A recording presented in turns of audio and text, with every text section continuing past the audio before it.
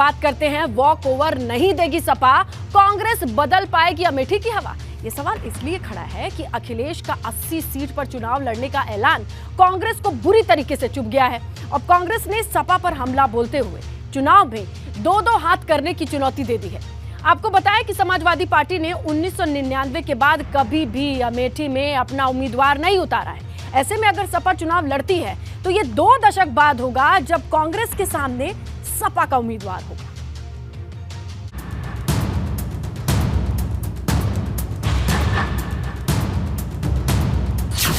अखिलेश को कांग्रेस की चुनौती 24 में भीषण जंग होगी कि ये सब सीट पर लड़ेंगे, कांग्रेस को रोक नहीं पाएंगे और 80 सीट पर लड़ेंगे और डंके की चोट पर इस बार उत्तर प्रदेश के अंदर कांग्रेस पार्टी जबरदस्त परिणाम देने जा रही है। कांग्रेस को वॉकओवर नहीं देगी सपा, 2 दशक बाद बदलेगी हवा। हमारा गठबंधन जो आज है वो 80 की 80 सीटें लड़ेगा।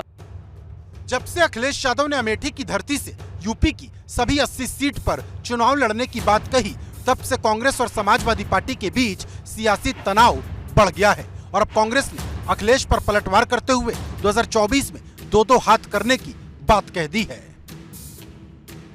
जो समाजवादी पार्टी अपने बचाव में मैं कहूँ या अपनी सुरक्षात्मक दृष्टिकोण से वो अमेठी और बाकी सीटों को छोड़कर जिस तरीके से वो काम करते रहे हैं कि हम 2 सीट देकर बाकी सीटों को सहानुभूति लेंगे, आपको मैं बता दूं कि ये सब सीट पे लड़ेंगे, कांग्रेस को रोक नहीं पाएंगे। समाजवादी पार्टी पूरी तरीके से भारतीय जनता पार्टी के साथ उनके गोद में बैठी है। भारतीय जनता पार्टी जो चाह रही है, भारतीय जनता पार्टी के उनकी जो जांच एजेंसियां हैं उनके दबाव में समाजवादी पार्टी काम कर रही है। थर्ड फ्रंट भारत के इतिहास में जितनी बार बना है उतनी बार असफल हुआ है, चला नहीं।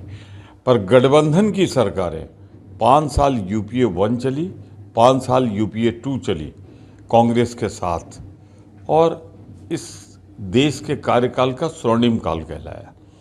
तो 1 to 1 फाइट होगी तो निश्चित रूप से भाजपा का जाना तय है, 100 के नीचे आना तय है। देखिए, ये समाजवादी पार्टी नहीं, हर पार्टी का अधिकार है वो कितने सीटों पर लड़ना चाहती है, कितनी सीटों को छोड़ना चाहती है।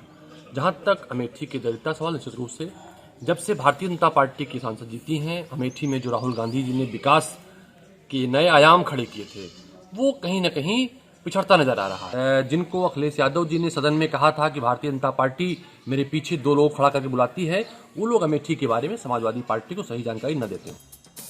आपको बता दें कि अमेठी और रायबरेली वो सीटें हैं जिनसे गांधी परिवार का भावनात्मक रिश्ता रहा है। रायबरेली में सोनिया गांधी लगातार चुनाव जीतती रहीं, लेकिन अमेठी सीट का सियासी रंग बदल गया है।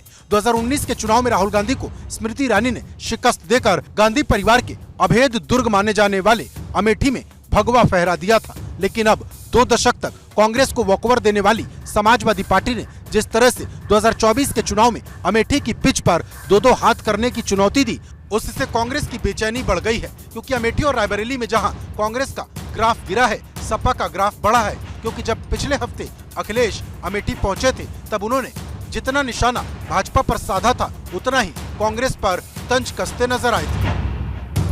समाजवादी पार्टी के राष्ट्रीय अध्यक्ष अखिलेश यादव को कांग्रेस नेता अजय राय ने चुनौती देते हुए कहा है कि अमेठी और रायबरेली की सीट को छोड़कर समाजवादी पार्टी को एहसान जताने की जरूरत नहीं है। इस बार कांग्रेस सभी लोकसभा की सीटों पर चुनाव लड़ेगी और बेहतर प्रदर्शन करेगी।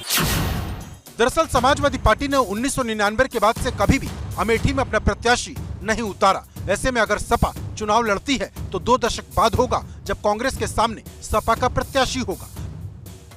लेकिन बड़ा सवाल यह है कि सपा के चुनाव लड़ने से नुकसान किसका होगा? क्या सपा की एंट्री के बाद कांग्रेस हवा हो जाएगी? ये बात इसलिए क्योंकि 2022 के विधानसभा चुनाव में सीधी टक्कर सपा और भाजपा के बीच ही रही। कांग्रेस का न अमेठी में खाता खुला था और न ही रायबरेली में। यही वजह रही कि अब अखिलेश यादव को ये सीट कांग्रेस के लिए छोड़ना लगभग वेस्ट लगता है। ऐसे में सवाल इस बात का है कि क्या कांग्रेस बिना सपा की मदद के अपना किला बचा पाएगी? Bureau report, ABP Ganga.